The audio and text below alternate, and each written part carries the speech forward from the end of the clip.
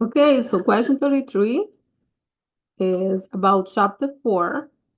This question here is about titration. So that means you have two compounds. One that you know the concentration and another that you do not know. Okay, so one commercial method used to peel potatoes is to soak them in a sodium hydroxide solution for a short time. Then remove them and spray off the peel. The sodium hydroxide concentration is normally 3 to 6 molar, and the solution must be analyzed for the alkali. In one such analysis, for 80.7 milliliters of 0.500 molar, sulfuric acid is required to neutralize 25 milliliters of sodium hydroxide solution. The question is, what is the concentration of the sodium hydroxide solution? So you know the concentration for this one, and you do not know for the sodium hydroxide. So when you have a titration, we have two different compounds, and you need to write the reaction. So sulfuric acid plus sodium hydroxide will make sodium sulfate and water, right? Make sure the reaction is balanced. Okay. Sodium will be with the sulfate, sodium sulfate, and the OH will be with the hydrogen making water. All reactions between a strong base and a strong acid will make salt and water. Okay, now after write the reaction and check and balance the reaction, you need to find the moles of the solution that you know the concentration. What you know here?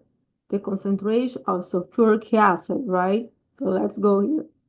Mole of sulfuric acid is molarity times volume in liters. So the molarity is 0.500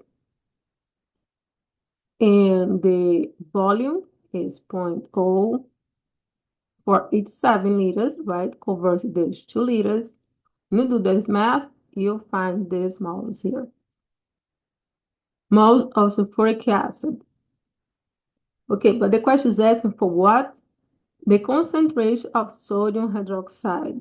So every time that you need to convert moles of one compound to another one is when you need to go back to the reaction, right? To multiply the moles by the mole ratio.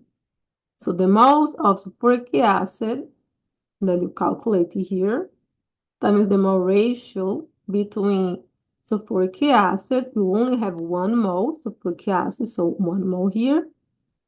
Any sodium hydroxide, that the one that you want to find. This is why the moles of sodium hydroxide here stays on the top, because the one that you want. So multiply this by 2, cancel out, and this, the moles of sodium hydroxide. But the question is asking for concentration. So take the moles of sodium hydroxide, calculate, and divide by its volume in liters. So this now is your time to do the math here, okay? So, okay. Question 34 is the same question that you solved in the previous video. Not the same question, the same method. You solving using Hess law.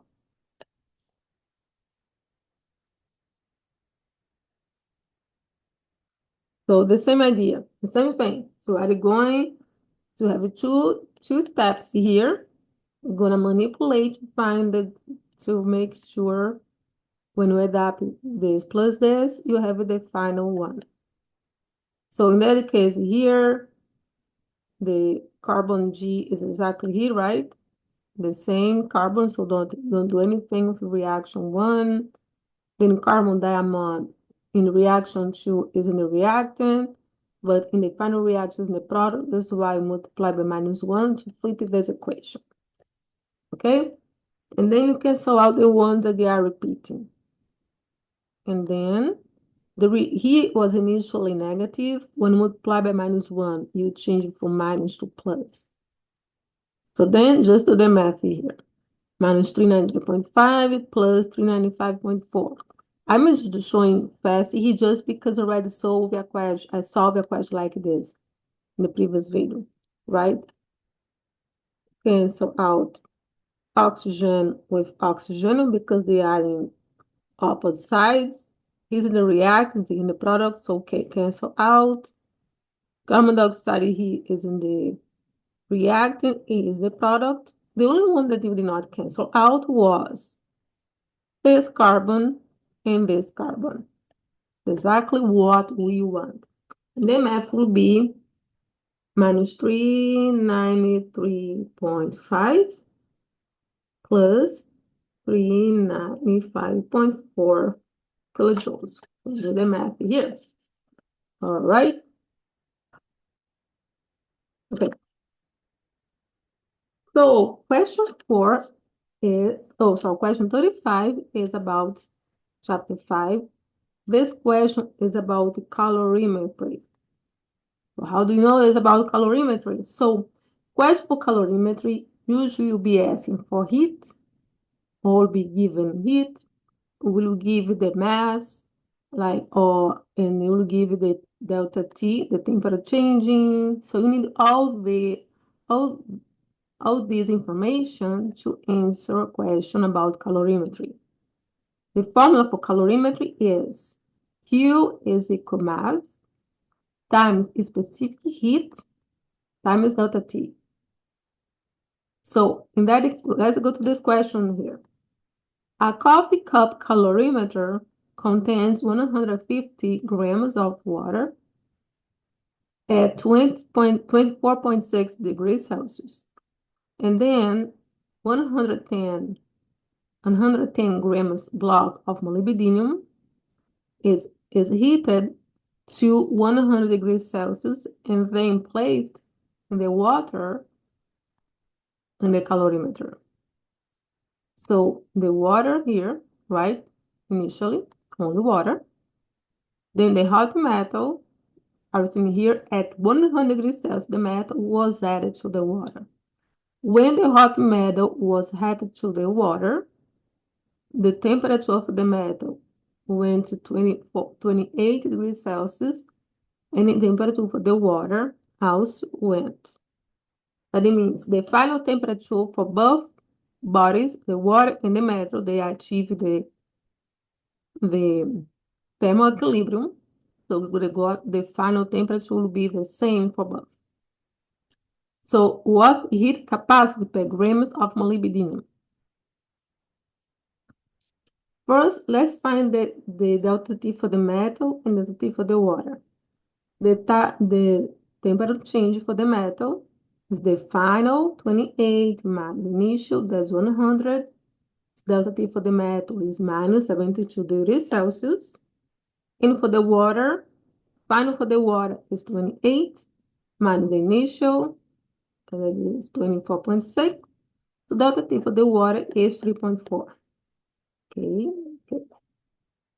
Then when we have two bodies, like one we transferring heat to another one, the formula will be minus Q for the metal, for example, here in that case, equal Q for the water. The formula, the Q will be the same, mass, heat capacity times delta change, equal to mass specific capacity delta change.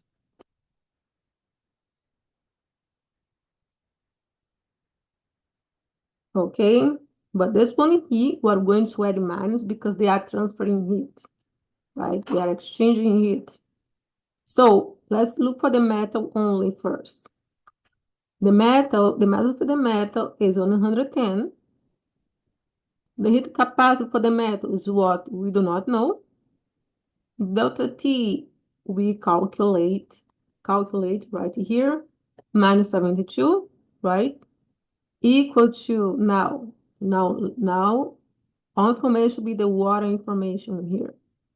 Mass for the water times specific heat for the water, there's 4.18 joules per gram Celsius will be given in the question, in the exam.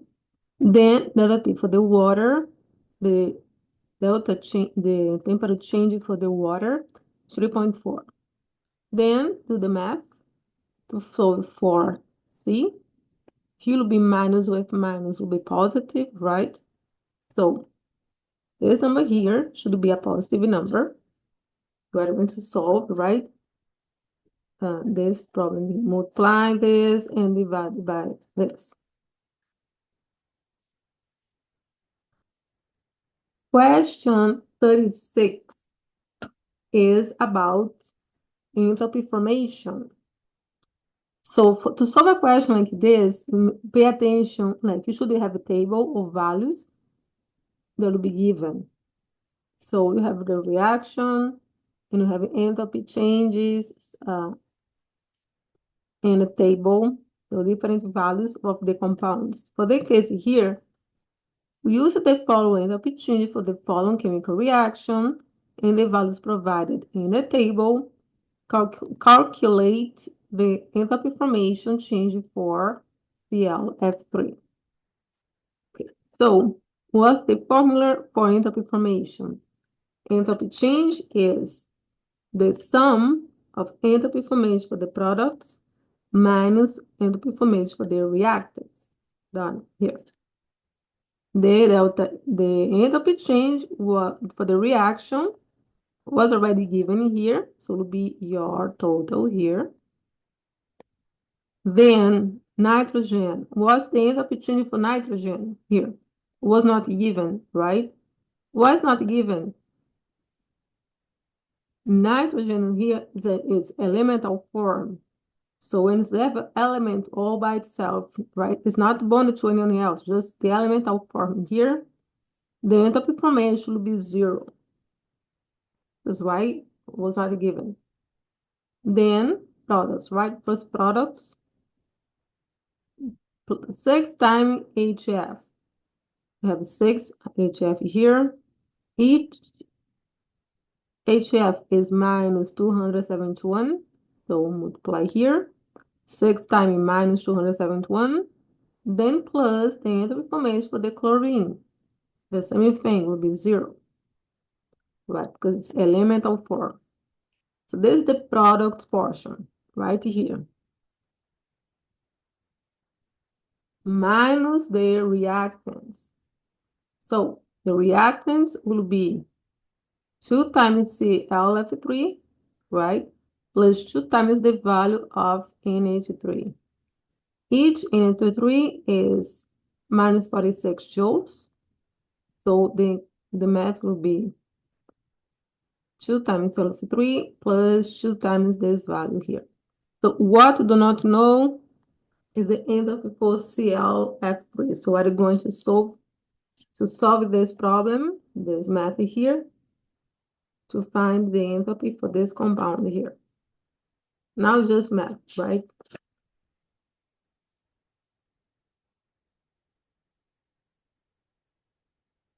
All right, so question 38. So question 37, so we will not have a question like this in the exam. It's only for active, this one. So question 38.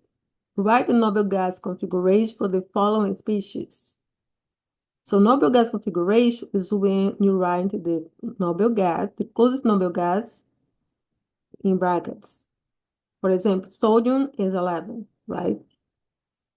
And each neon is 10. So 10, 3s1, 3s1. That means 11. Sodium plus means lost 1 electron. So just neon, because neon is 10. Sodium plus means only 10 electrons.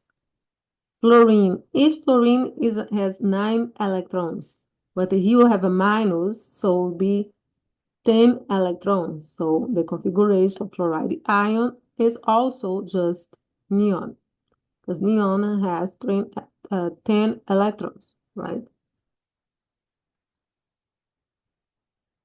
Then question 39 is write the complete set of quantum numbers of the last electron for the following elements. For example, here, helium, right, has only 2 electrons, so be 1s2, and 1 because, so the last electron gonna be like the second here, right, for helium. Energy level is 1. The L, that's gonna be the angular momentum here. For S, for L, for S, subshell S will be 0, so 0 here. The MEL for, so the MEL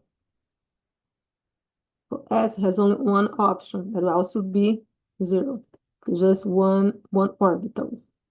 So the S fits up to 2 electrons, has only up to 2 electrons, right? This is why you need just one orbital for S, just one box. Each box here represents one orbital, and each orbital fits up to 2 electrons, one up and another down. So here, so MEL will be 0,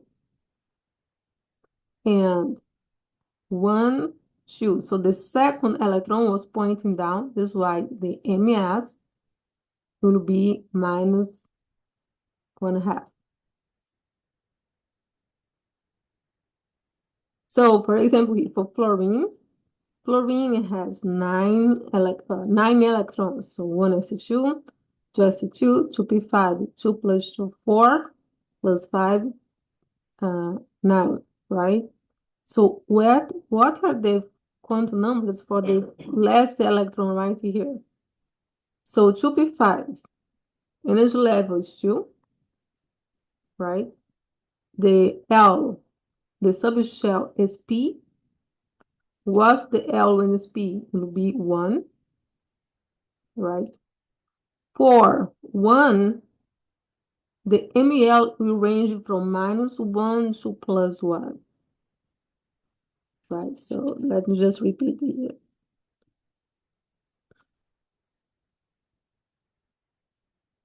So for L equal to 1, the MEL will range from -1 to +1.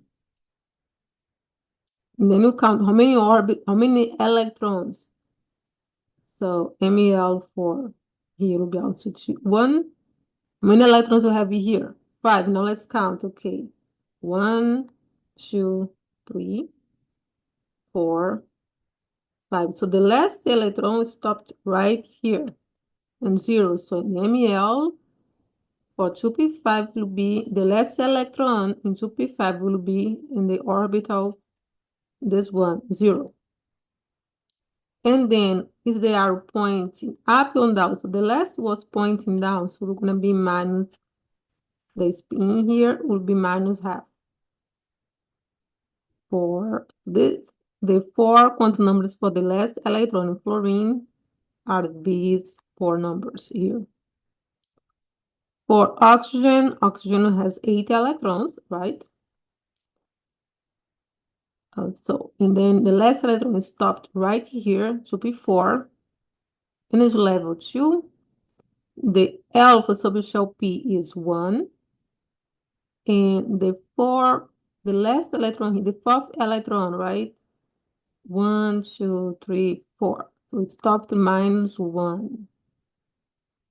And the last electron is pointing down, so it's right is -1/2.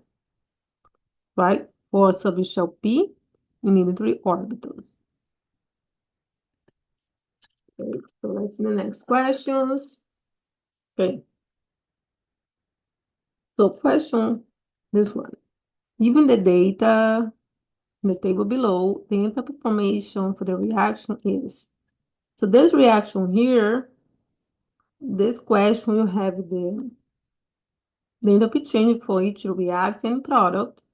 And the question is asked, what going to be the enthalpy for this reaction, right? So the same thing that we did in the previous, another question. Enthalpy for the products, the sum entropy change, entropy formation for the products minus entropy formation for the reactants. Minus, right? So entropy formation, the reaction here will be products minus reactants. So what's the entropy change for this one? C3, CO2H, so products here, minus 404.5 right here, plus water. What's the formation, the enthalpy formation for the water? Minus 285.8, so right here. So this was the product portion, right here. Now let's find for the reactants. The reactant you have C2H5OH, that is minus 277.7 right here, plus oxygen. Oxygen here, it's in the elemental form, just oxygen by itself, right? So the formation for O2 is 0. Then do this math here, should define this number.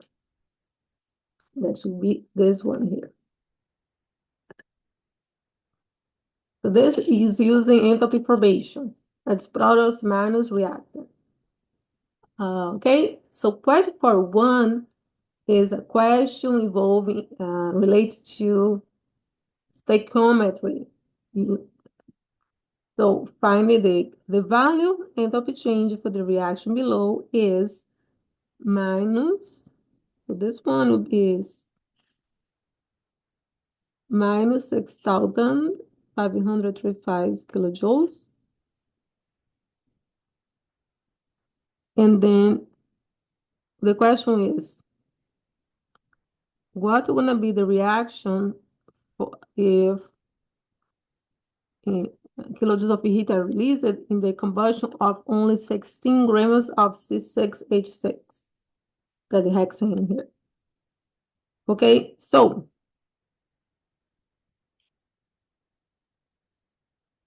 for 2 moles, will be released this amount of kilojoules because we have 2 moles here. But what will going to be the heat release if you have only 16 grams? So what we're going to find here, right? First, convert 16 to moles. 16, right? To 1 mole of the molar mass is 80 grams. Right? First, divide grams mass by molar mass. Then the reaction for each 2 moles of C6H6 is released this amount here, minus 65 or 35 kilojoules, right? Then do the math here. 16 divided by 8. 8 is 0 here, right? From grams to moles. Then here is from moles to kilojoules. So find here, okay? We find this answer here. And then the last question is calculate the energy of 1 photon of yellow light. It has a wavelength of 582 nanometers. So the energy is Planck's constant times frequency. And the formula for frequency is speed of light divided by wavelength. Planck's constant, you need it, right, to be given. Speed of light will also be given. You need to make sure you do the conversion from nanometers to meters. That's multiply, the nanometers multiplied by 10 to the minus 9. And after you have here, you just plug. Energy is Planck's constant times frequency divided by wavelength. This way, solved in just one step But if you want to solve it in two steps, you can do two, right? The same thing. Energy is Planck's constant times frequency. The frequency is speed of light divided by wavelength. And after in meters, after you solve it here, you can plug it here. This way here, show just one step, but should you find the same answer, right? That should be speed of light divided by visual wavelength. You should find here a number and second to the -1. Then multiply this number here by Planck's constant. You should find the same value here in joules. All right? Okay.